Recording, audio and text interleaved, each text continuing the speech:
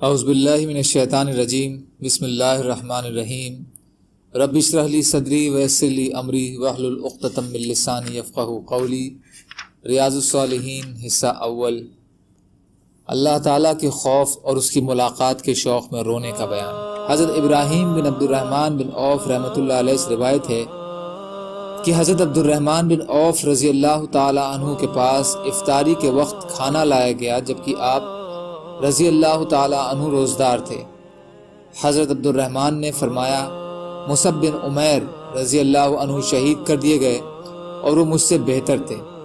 ان کے کفن کے لیے صرف ایک چادر میسر آئی جو اتنی بڑی تھی کہ اس سے ان کا سر ڈھانپا جاتا تو ان کے پیر ننگے ہو جاتے اور پیر ڈھانپے جاتے تو سر کھل جاتا۔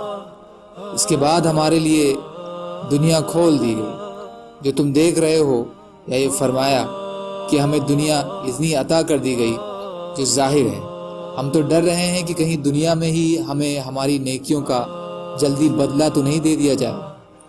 پھر رونے لگ گئے، یہاں تک کہ کھانا بھی چھوڑ دیا۔ بخاری۔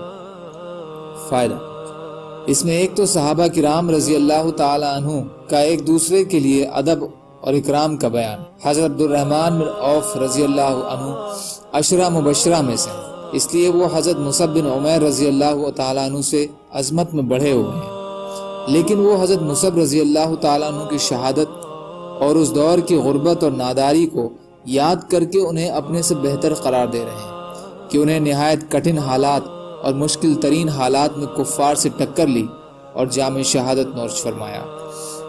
دوسرا، دنیا کو کھول دیا گیا اور فراخی سے وہ سخت اندیشہ محسوس کرتے تھے جبکہ ان کا مال لوگوں کے یا جہاد کے ہی کام آتا تھا۔ آج ہماری دولت کا مقصد صرف یہ رہ گیا ہے کہ شادی بیاہ کی فضول رسموں میں اسے اڑا دیں یا بڑے بڑے مکانوں کی تعمیر اور اس کی سجاوٹ پر اسے برباد کر دیں، لیکن اس کے باوجود اللہ کا کوئی خوف ہمارے دلوں میں نہیں ہے۔ دولت کی فراوانی کی یہی وہ تباہ کاریاں ہیں جن سے صحابہ کرام رضی اللہ تعالیٰ عنہ ڈرتے تھے، اور رسول اللہ صلی اللہ علیہ وسلم نے اس پر بھی بڑی فکر اور پریشانی کو ظاہر کیا تھا۔ حضرت ابو امامہ سدئی بن اجلان باہلی رضی اللہ تعالیٰ عنہ سے روایت ہے کہ نبی کریم صلی اللہ علیہ وسلم نے فرمایا، اللہ تعالیٰ کو 2 بوندوں اور 2 نشانوں سے زیادہ کوئی چیز محبوب نہیں، ایک آنسو کی وہ بوند جو اللہ کے خوف سے نکلے، اور دوسری وہ خون کی بوند جو اللہ کے راستے میں بہائی جائے۔ رہے وہ نشان جو اس میں ایک نشان تو وہ ہے جو اللہ کے راستے میں لڑتے ہوئے لگے، اور دوسرا نشان وہ ہے جو اللہ تعالیٰ کے فرائض میں سے کوئی فرض ادا کرتے ہوئے لگے۔ ترمذی اور حدیث حسن ہے۔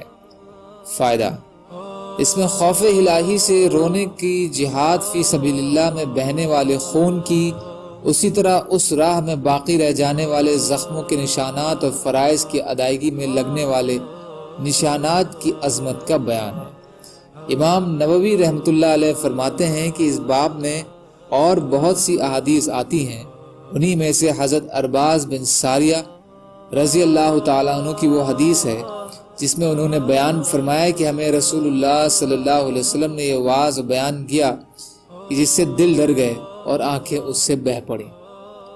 سبحان اللہ و بحمدہ، سبحانک اللہم و بحمدک، اشہد ان لا الہ الا انت، استغفرک و اتوب الیک۔